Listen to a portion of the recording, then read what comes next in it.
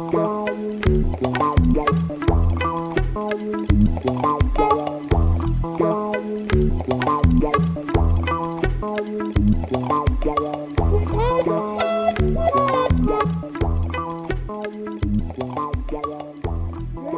thank you very much. I'd like to thank the organisers for inviting me to speak. It's always a pleasure to come here to Lumini. So I'd like to talk about large gaps between primes and subsets. So if you're interested in the distribution of primes, it's quite natural to look at the distribution of primes in various subsets and to try and get statistical information about the distribution.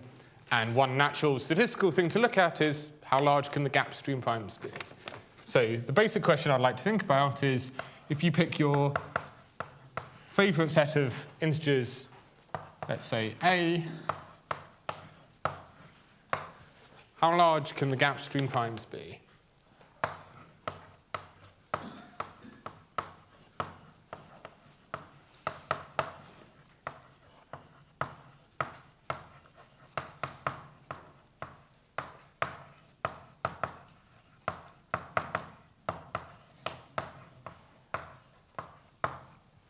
And a completely equivalent way of phrasing how large can gaps between primes be, but maybe be obvious in a moment, why I might think of it this way, is how long a string of consecutive composite integers can you have, all of which are in A?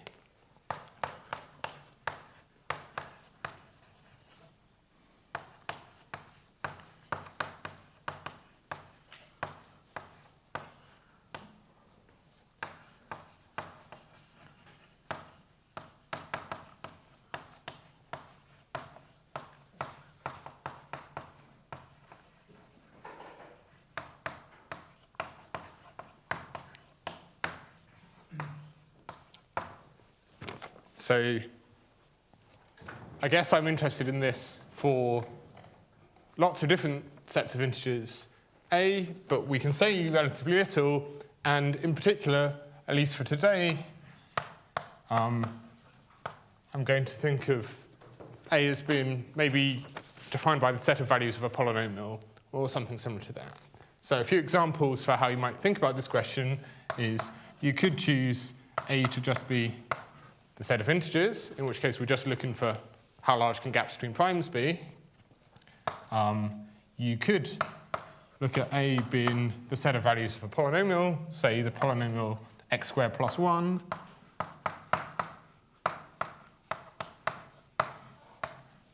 And then you're asking how large can gaps between primes of the form n squared plus 1 be? And maybe this has already given me some motivation for thinking about strings of consecutive successive integers, because we don't know that there are infinitely many primes in this set. And so the gaps can certainly, well, depending on how you're defining gap even, be quite large or always have to be pretty small if that's only a finite set. But asking whether these can be large in some sort of quantitative sense was a question of Pomerance. And I'll clarify precisely what the question was in a moment. And one other alternative set A, which you might think of, could be the set of primes shifted along by 2.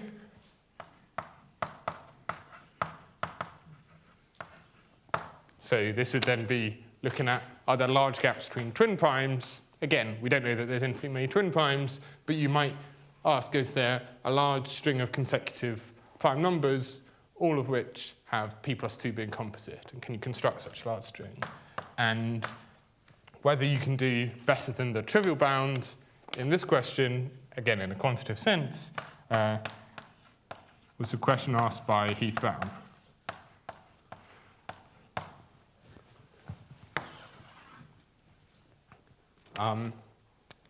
So these are the sorts of sets of A which maybe I'm going to focus on, be particularly interested in today.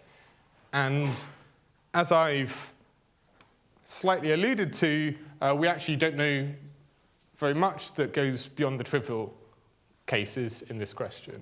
So what do I mean by trivial? For each of these sets A, okay, so we don't know that there's infinitely many twin primes, and we don't know that there's infinitely many primes of the form n squared plus 1, but we can at least get upper bounds on the number of primes, twin primes up to size x, or the number of primes of the form n squared plus 1 up to x. And these bounds are of the right conjectured order of magnitude, and if you have an upper bound on the number of them, that automatically implies a lower bound for the gaps between them. So for each of these examples, we have that the number of primes in A which are less than or equal to x is bounded above by some constant times the number of integers in A which are less than or equal to x divided by the logarithm of x. And it's straightforward from this that assuming these sets aren't finite, I guess if they are finite, we'll just count in one of the gaps as being infinite. We would have that there are strings of at least some constant times log x successive integers in A, all of which are composite.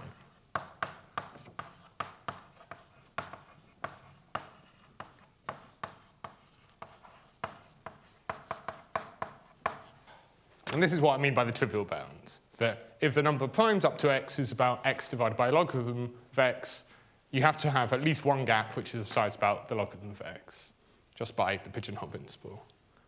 And what both of the question of Heath-Brown and Pomerance asked is, can you do better than this? As in, can you show that the gaps can be arbitrarily large compared to the logarithm of x? But it's precisely this problem of getting an arbitrarily large improvement over the trivial bound where we have very limited knowledge and very limited tools for being able to attack this problem.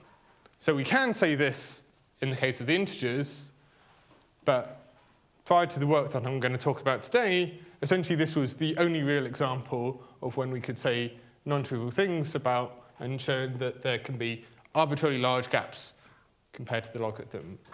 So showing that there can be arbitrarily large gaps between primes compared to the average gap was a result originally of Vesinthius in the early 1930s. It was later improved by Roger ranking, and the current world record was a result of myself, Kevin Ford, Sergei Konyagin, Ben Green, who I guess should go in there, myself and Terry Tao,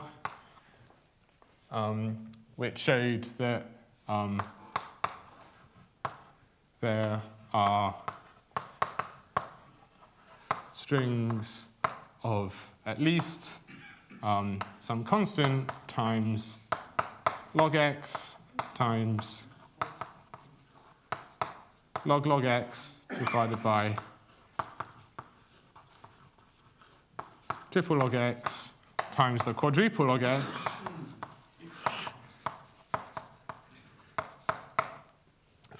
strings of this many consecutive integers which are all composite.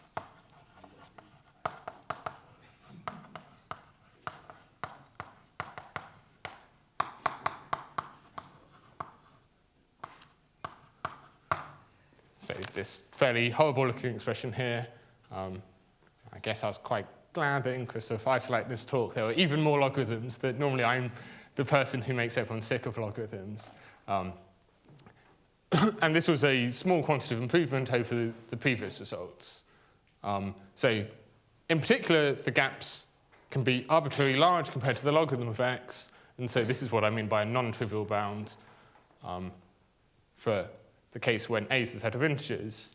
But certainly this argument and any argument like it doesn't work for the case of A being the set of values of n squared plus 1, or the set of values of prime shifted along by 2.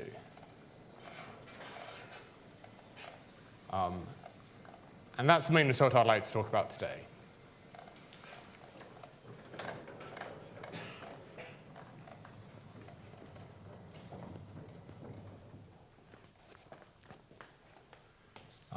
So our result doesn't tackle the question of Heath-bound at all. We can't say anything about large gaps between twin primes, but we can say large gaps between values of a single polynomial evaluated at integers.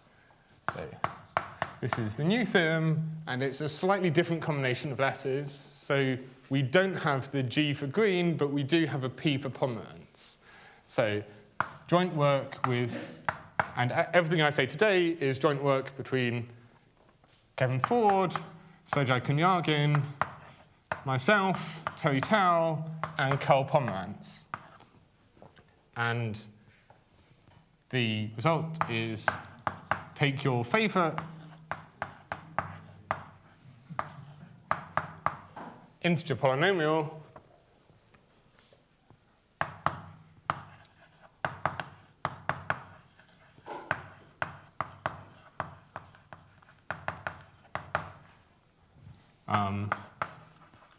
then there are strings of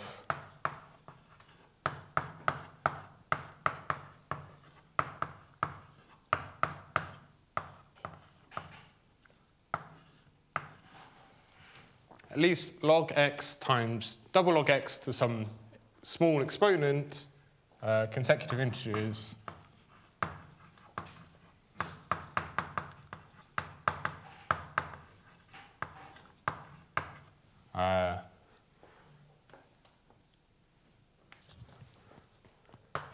n1 up to nr, such that all the f of ni's are less than equal to x, and all the f of ni's are composite.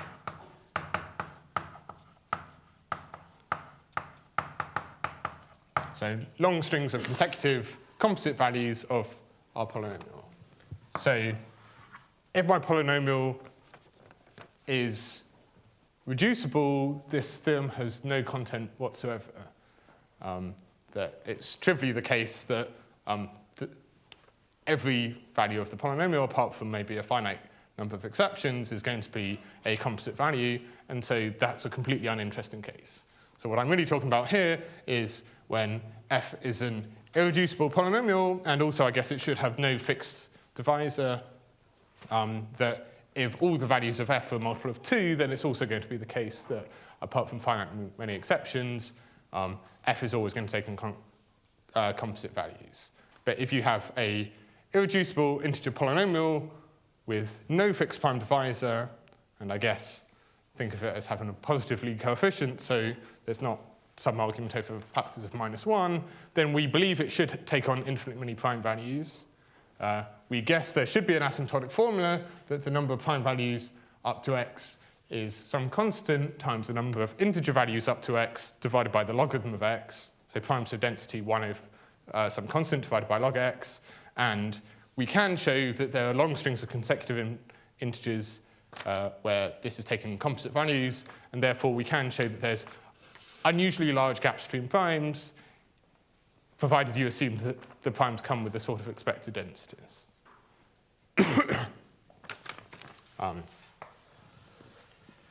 So in particular, you could take your favorite polynomial f to be the polynomial x squared plus 1, and then we're answering the question of Pomerance. So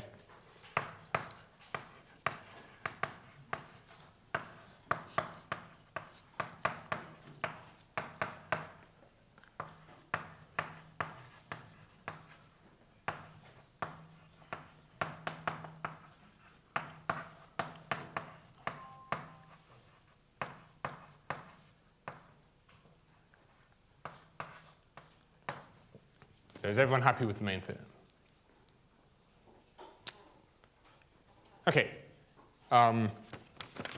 So I'd like to give a few ideas for the proof of the theorem, and in particular, I want to highlight why previous approaches that work for large gap stream primes don't work in this sort of setting, and in fact a sort of, yeah, sorry, Daniel.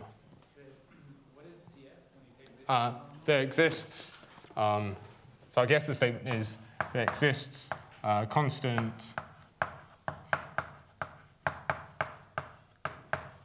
but it's just some small constant that can depend on f and basically only depends on the degree of f. Do you have an idea what the size of it when you get this polynomial? Okay, so I guess we're still writing up this paper, so even this statement should be taken slightly carefully, but I would guess the constant CF should be something like, you should be able to take 1 over 2 to the power of the degree, and maybe even a constant over the degree, but something along those lines. So something that decays to 0 so the degree tends to infinity, but doesn't depend on the coefficients of f. But morally, I just think of it as some small constant. Can I ask what's the conjecture? And That's a very good question. So what would be the best possible thing to do? So let me think. So in the case of just the integers, this would be Cramer's conjecture, where at least if I think the community believes the size of the gap should be of size log x to the power 2 plus little o1 in the exponent. So there's maybe some debate about the exact order of magnitude, but it should be of the order of magnitude of log squared x, and I think exactly the same arguments would essentially apply here, and you should be expecting gaps of size about log squared x. So in particular, this is an improvement over the trivial bound, but it's a reasonably far away from certainly getting log x to the power 1 plus epsilon, which is of the sort of level of magnitude of what you think the real largest gap should be. Okay, so all arguments for constructing large gap stream primes go through one sort of fairly simple combinatorial lemma that's just based on the Chinese remainder theorem. So I'll just write this lemma down.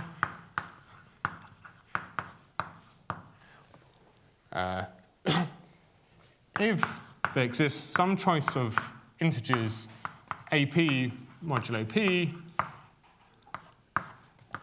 for all primes s n equal to x, such that every integer n between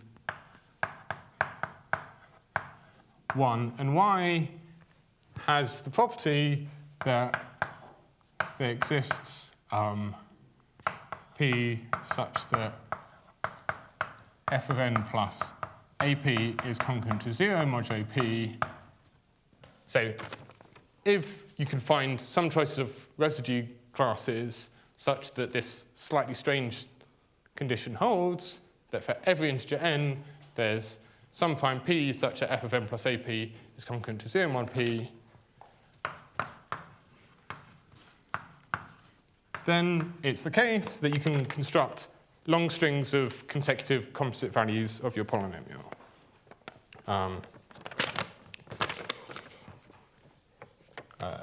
Then there exists y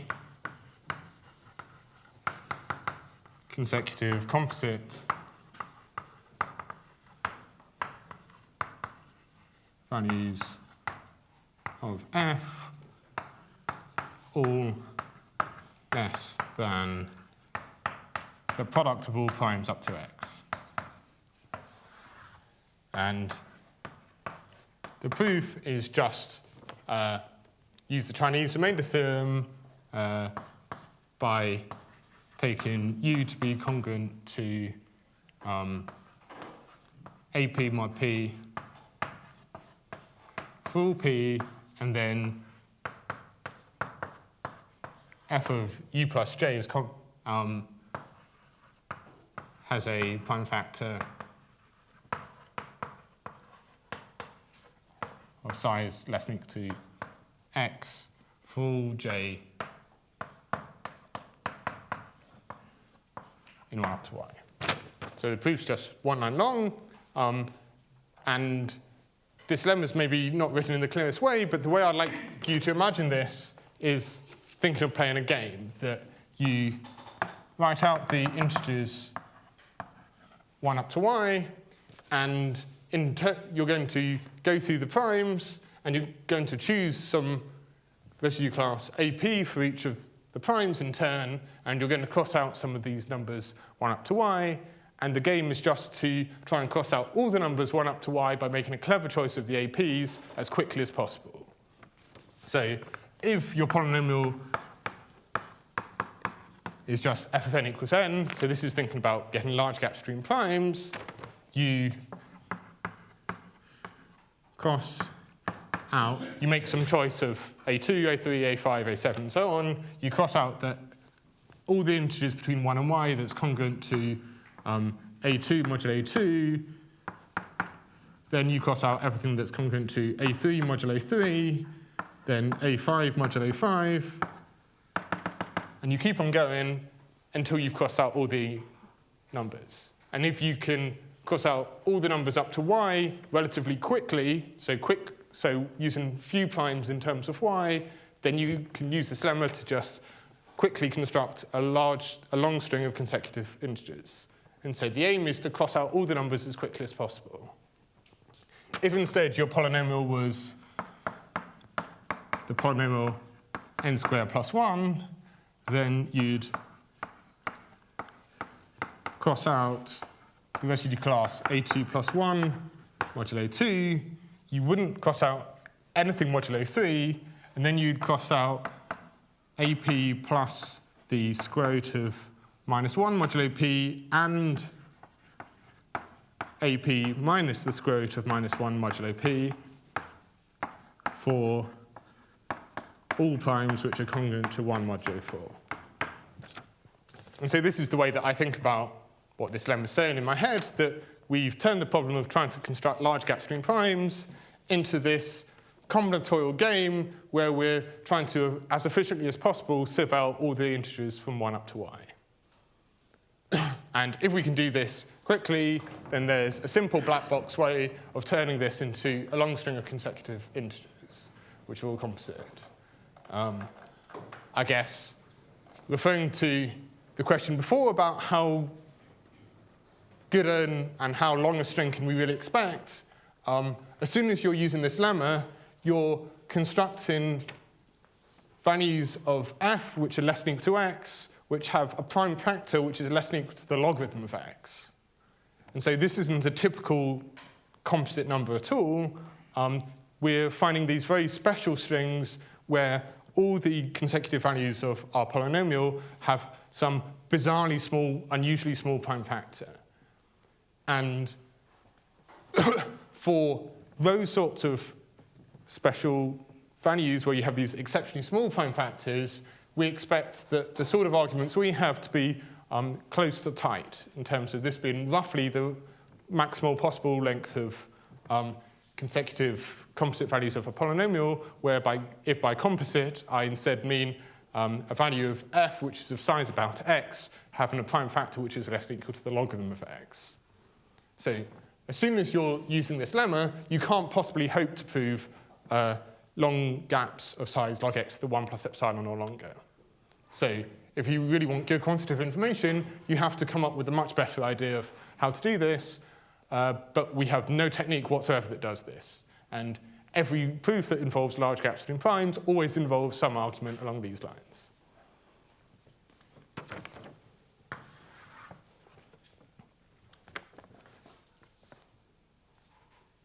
Okay, so I'd like to recall the basic structure of the argument, particularly the Erdős-Rankin argument for proving large gaps between primes when we're just looking at the whole set of integers. Because hopefully that'll show you what goes wrong in this setting, and then we can think about how we can try and fix that problem. So in the Erdős-Rankin argument,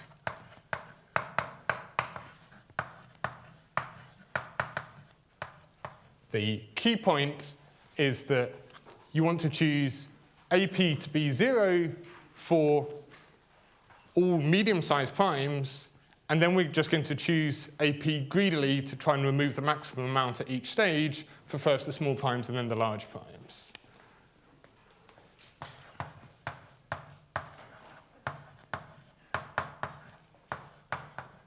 So the first step is to choose AP to be 0 for every prime P between, let's say, x over 10 and some auxiliary number z.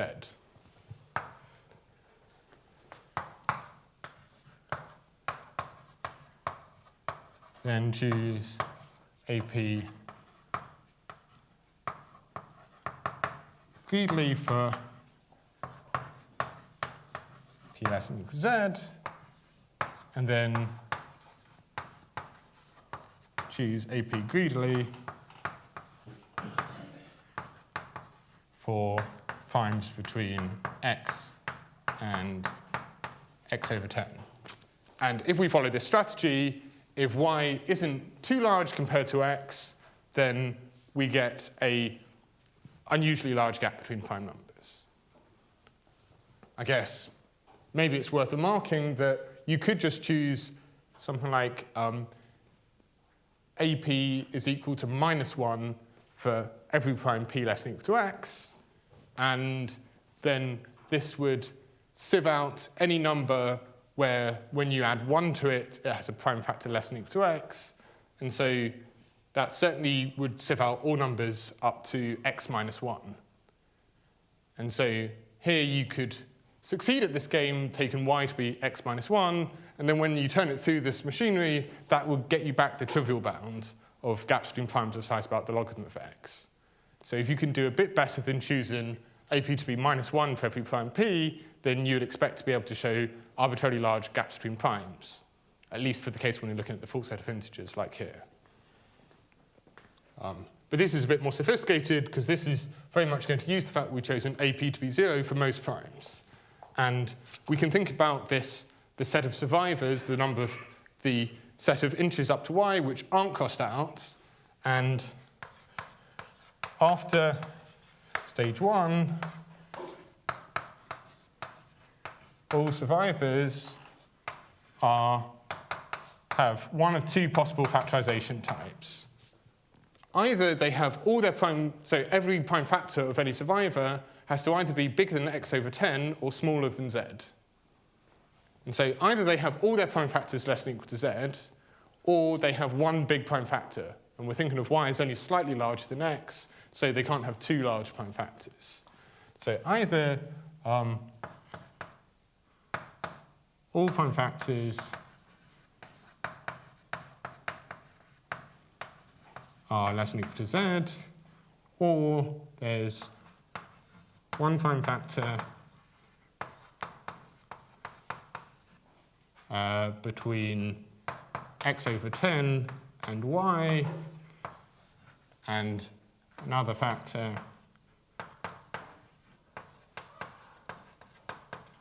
which is of size at least, at most, 10y over x, which is has all its prime factors less than or equal to z, so it's y z viable. And the key observation is both of these two different factorization types are very unusual factorizations. It's not the case that a typical integer has such factorizations at all. It's not the case that a positive proportion of integers have such factorizations. And because these factorizations are highly atypical, it means that actually the sieving step in this first stage is rather more efficient than you'd get if you just chose the residue classes randomly or naively if you just chose them greedily. And so this is the key thing which is winning here. And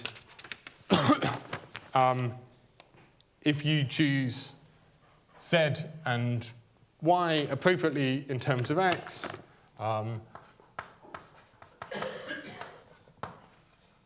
this gives a set of size roughly y divided by log of x times log of y over x. So the precise size doesn't matter too much. We then choose AP greedily for all the small primes, and then choose AP greedily for all the large primes. So here we're going to remove a proportion at least 1 over p of the survivors at each stage, because just by the pigeonhole principle, there must be some residue class that removes a proportion 1 over p of the survivors. And for these large primes, a proportion 1 over p might be less than 1, so we're just going to use a trivial observation that we can certainly choose APs to remove 1 survivor.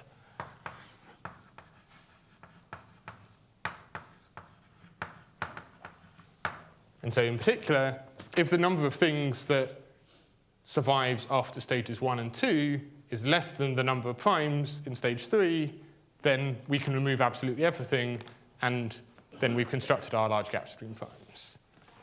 And so after 1 and 2, I guess since I'm ringing them, I should ring these.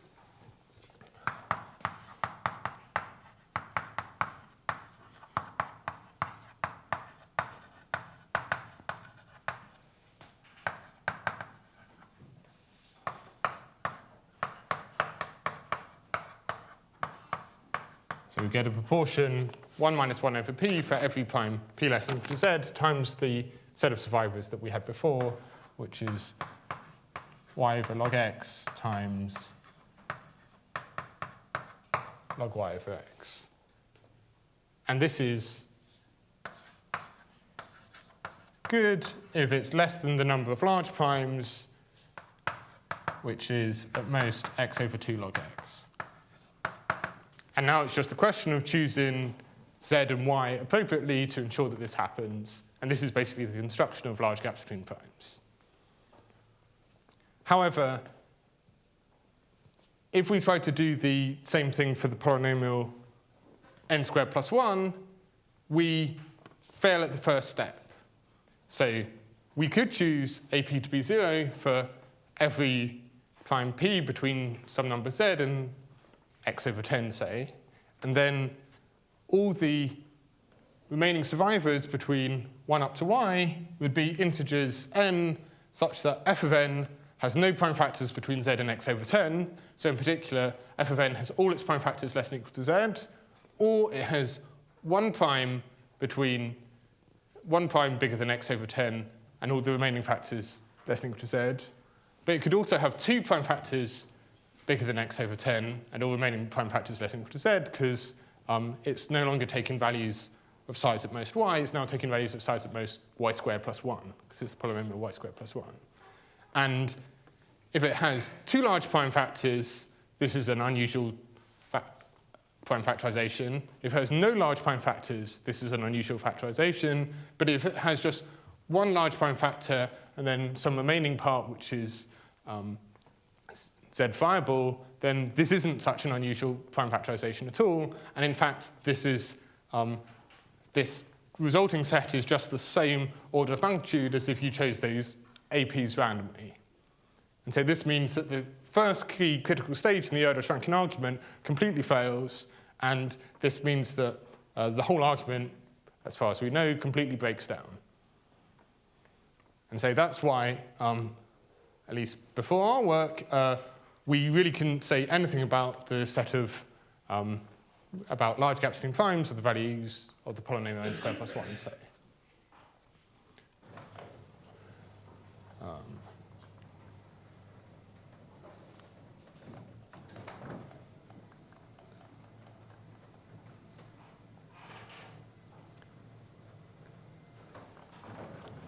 So our joint work on improving the bounds for large gap stream primes basically took the Erdős-Rankin setup, but then was working a bit harder with the large primes between x over 10 and x. So instead of removing just 1 survivor for each of these large primes, which is the sort of trivial thing to do, we were able to use results on bounded gaps between primes and linear equations in primes to show that, in fact, on average, you can remove more than one survivor. And that was the key idea behind our improvement. And a similar philosophical idea is going to be behind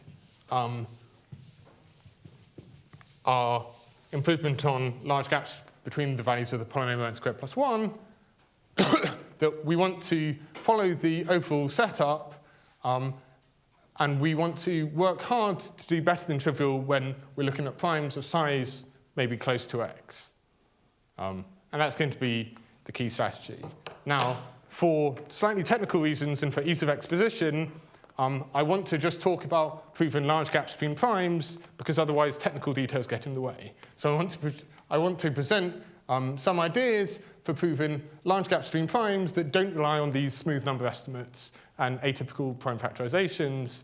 And then it will be the case that these ideas can naturally generalize to polynomials, although there's some technicalities that I want to avoid. So today, let's look at large gaps between primes.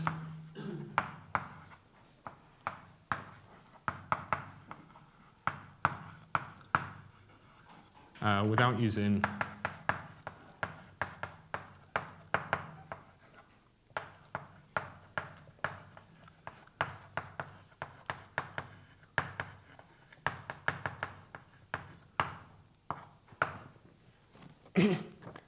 and our basic setup is similar. We're going to choose some residue classes AP, but to fit in with the style of determinism and randomness, this is sort of a deterministic way of constructing long strings of consecutive integers with a very small prime factor by choosing these residue classes.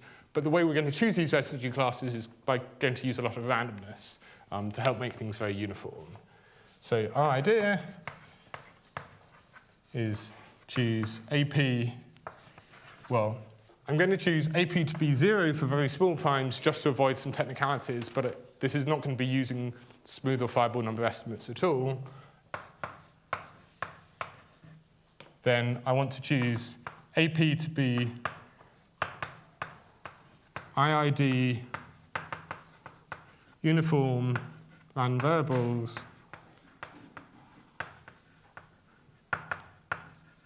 for primes between z and, let's say, maybe I'll make this a z squared, for primes between z squared and x over z. And then I want to choose these to be random conditional on the previous choices for primes between, let's say, x over 10 and x over z. And then I'll just use it greedily for the final ones.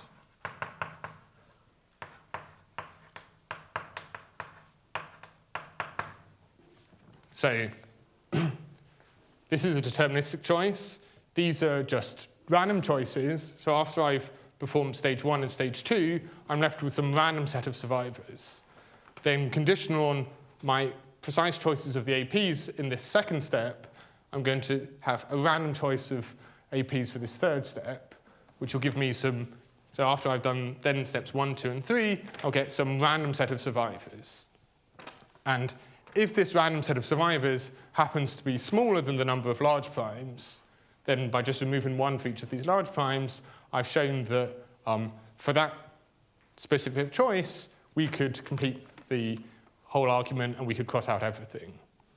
So in particular, if I can show with positive probability that the set of survivors after these 3 steps is smaller than the number of large primes, then I would show with positive probability I could cross out all the numbers, and so there must be some configuration where I can cross out all the numbers. So this is an application of the probabilistic method. I'm maybe running slightly out of time, so I don't want to mention this. I won't write that out explicitly. The key point here is that this is the stage where we're winning and where we're getting a non-trivial improvement. That, as I mentioned before, if we just choose AP to be -1, or indeed if you chose AP to be uniform random for all the primes up to x/10, and then chose the primes greedily, you'd be able to recover more or less the trivial bound. And what we want to do to improve on the trivial bound is to do better at one of these stages, and the key stage where we're going to do better is for these large primes, where just choosing uniformly at random would be very inefficient. So I want to think about what happens for these large primes to give you an indication that maybe you can do better at this stage, and this improvement might help you. Excuse me, can you read me exactly in that line those fractions? X/2 is less than... Sorry. At the start. This is x/z, and this is x/10. Yeah, sorry, I accept that my z's look like 2's.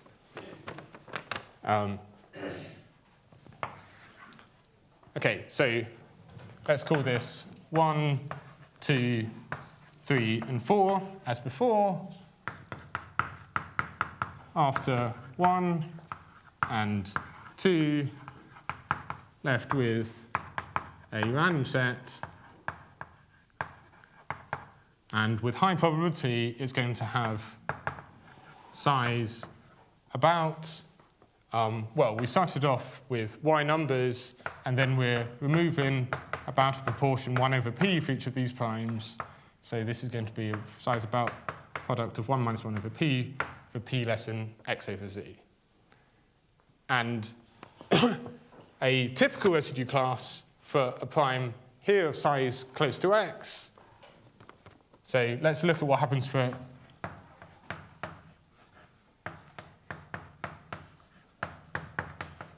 one of these large primes. A typical class, or the average number of elements in a residue class, has y over, well, it's going to be this quantity divided by q different elements in it. So y over q times the product of this 1 minus 1/p.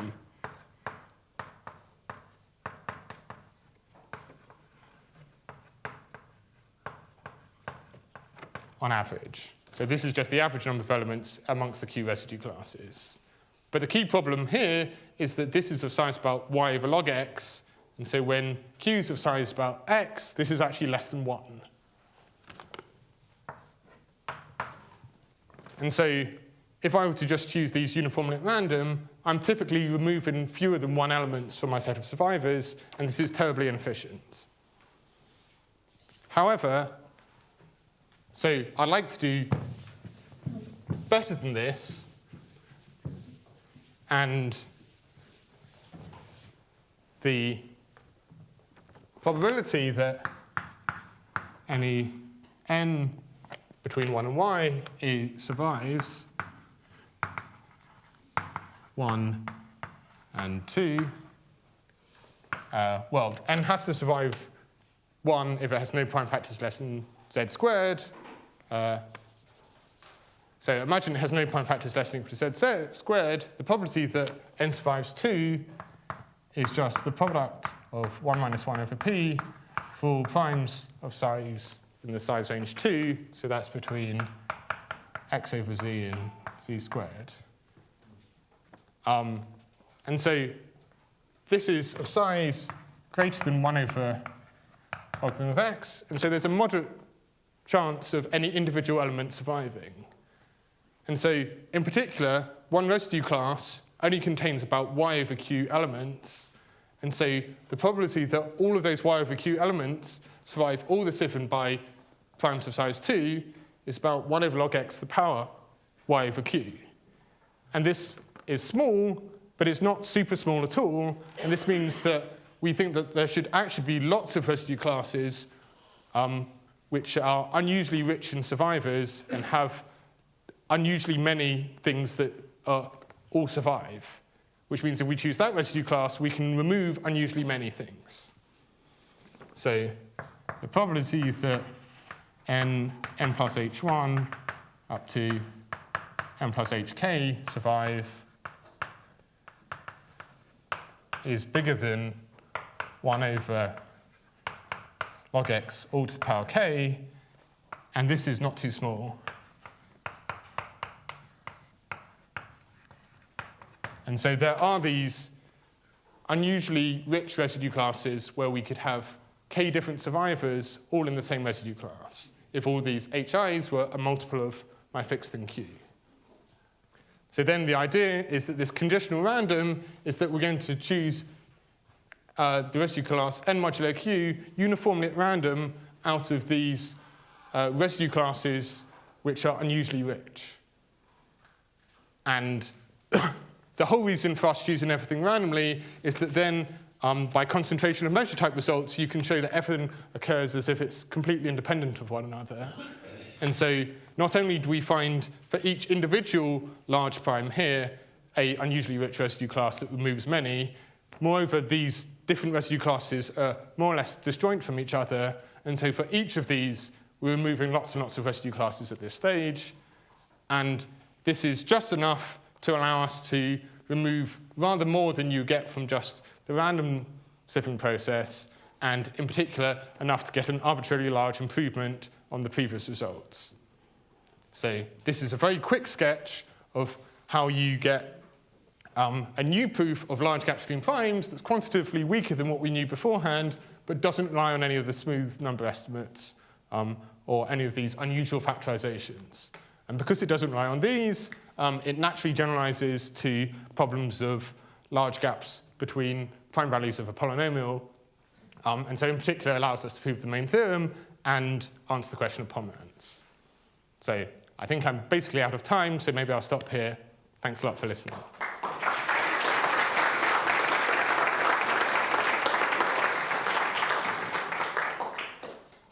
there any questions?